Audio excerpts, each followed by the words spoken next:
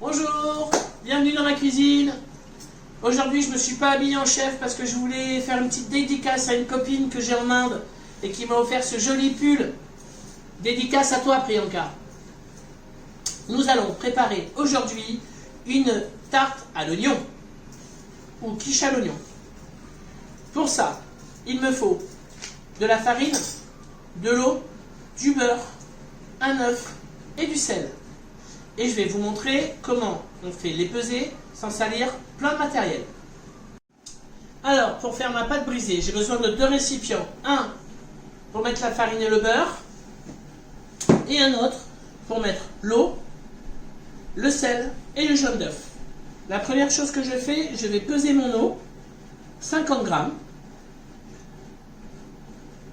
et je vais mettre mon sel dedans, 5 grammes.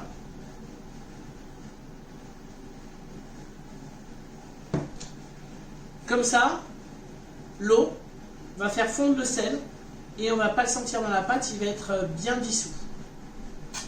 Alors, j'ai pesé 250 g de farine. Dedans, je vais mettre 125 g de beurre. Je n'ai pas besoin de les peser puisqu'une plaquette fait 250 g. Et si je la coupe en deux dans la diagonale, j'obtiens 125 g. Vérifions. Et il en restait un petit peu sur le couteau. Voilà.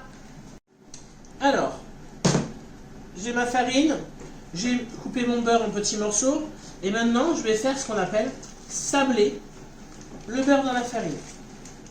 En fin de compte, avec une seule main, je vais écraser comme ceci mon beurre, d'abord, au départ, juste l'écraser, voyez, sans le faire fondre.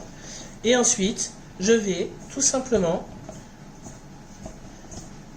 donner à ma farine une couleur de sable. Je vais sabler. Je veux que ma farine elle ressemble à du sable. Voilà. Ensuite, je frotte dans mes deux mains, comme ça, sans trop écraser. Ça sert à rien. Il ne faut surtout pas faire fondre le beurre. Sinon, votre pâte, on dit qu'elle est brûlée. Elle ne se tiendra pas ni à la cuisson, ni au moment de l'étaler.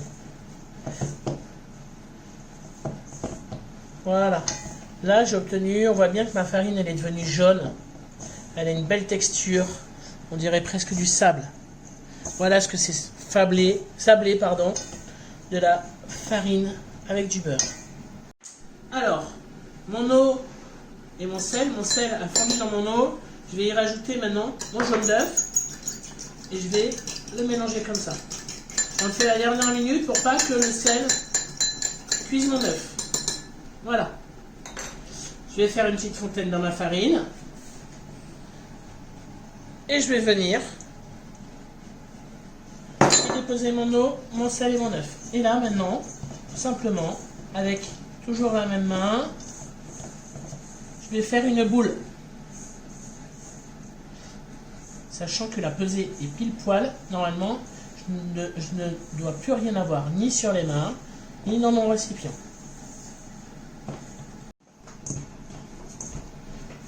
Voilà, ma pâte est bien mélangée. Regardez, hop, j'ai plus rien dans mon récipient. J'obtiens une belle pâte. Voilà, cette pâte, je vais la laisser reposer. Maintenant, 10 minutes.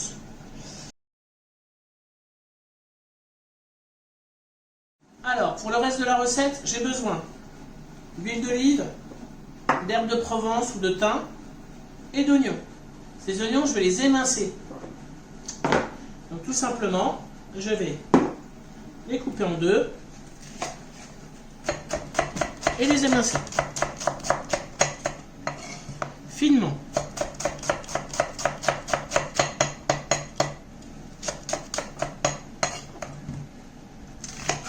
J'ai presque fini d'émincer mes oignons. Hop. Je fais attention de ne pas mettre le talon de l'oignon. Hein. D'accord. Je le mets de côté.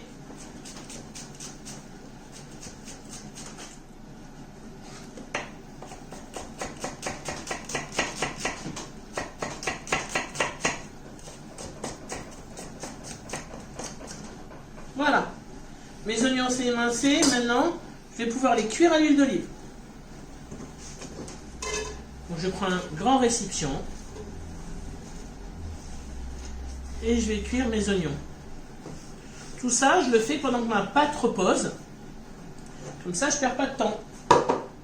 Donc, mes oignons, de l'huile d'olive. J'oublie pas de mettre du sel. Et des herbes de Provence. Et maintenant, je vais faire suer tout doucement mes oignons pour pas qu'ils brûlent. Alors, mes oignons sont en train de suer tout doucement. Du coup, je vais pouvoir sortir ma pâte du frigo pour l'étaler.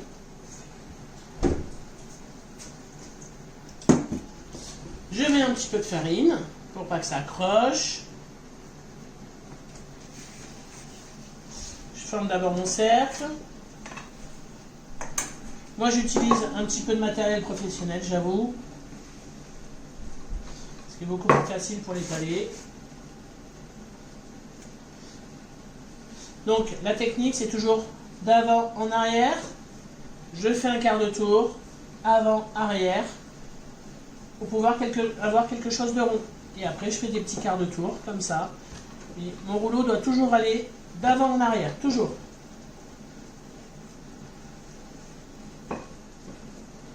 Pour être sûr d'avoir un cercle.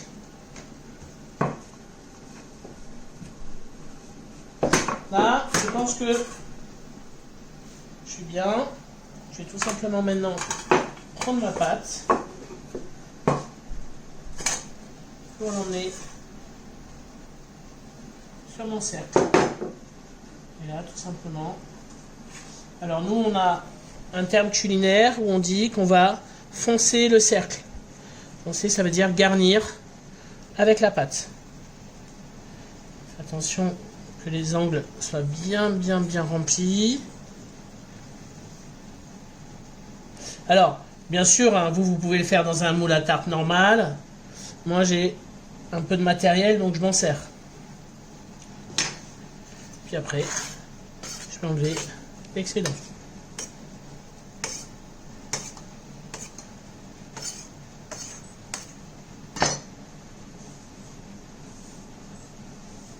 C'est bon, mon cœur. Voilà, mon cercle est garni. Mes oignons sont en train de cuire. J'ai plus qu'à m'occuper de mon appareil à crème prise. Alors, moi je vais utiliser très peu de crème et d'œufs puisque mon moule est très petit. Le conseil pour faire l'appareil à crème prise, c'est 100 g de crème pour un œuf. Donc si je prends 200 g de crème, je prends 2 œufs. 300 g de crème, 3 œufs. Facile. Donc moi je vais prendre 100 g de crème.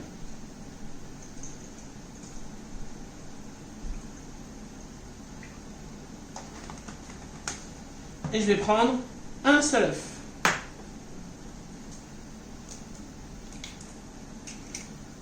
Je fouette ma crème avec mon œuf.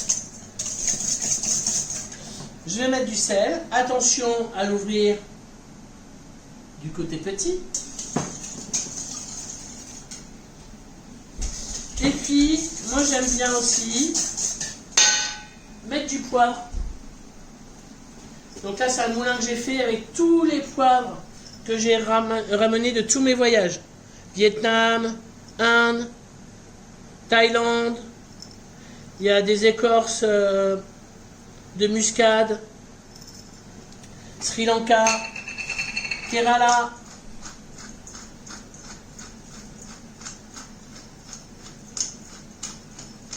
Et là, j'ai une bonne odeur de poivre.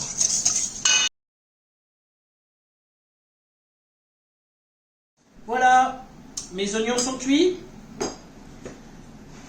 Mon cercle à tarte est foncé, vous vous souvenez, foncé. Et mon appareil crème prise est prêt.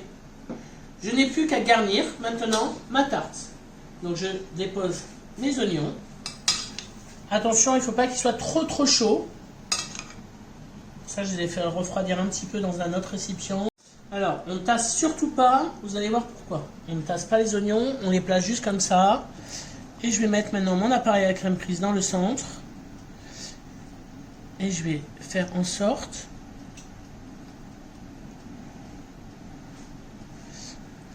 qu'il passe dans mes oignons.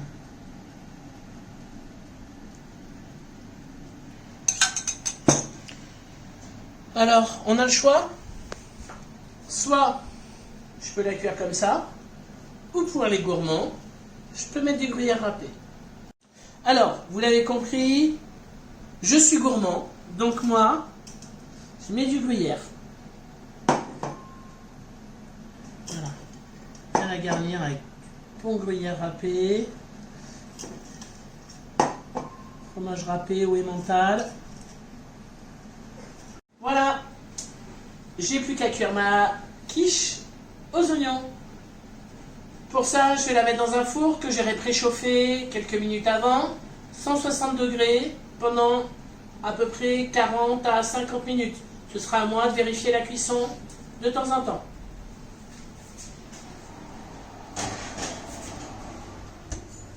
Alors, le secret d'une bonne quiche, c'est une quiche bien cuite. On n'hésite pas, pendant la cuisson, à descendre sa grille tout en bas pour que le fond de la tarte cuise bien. Sinon, c'est tout mou et c'est pas bon.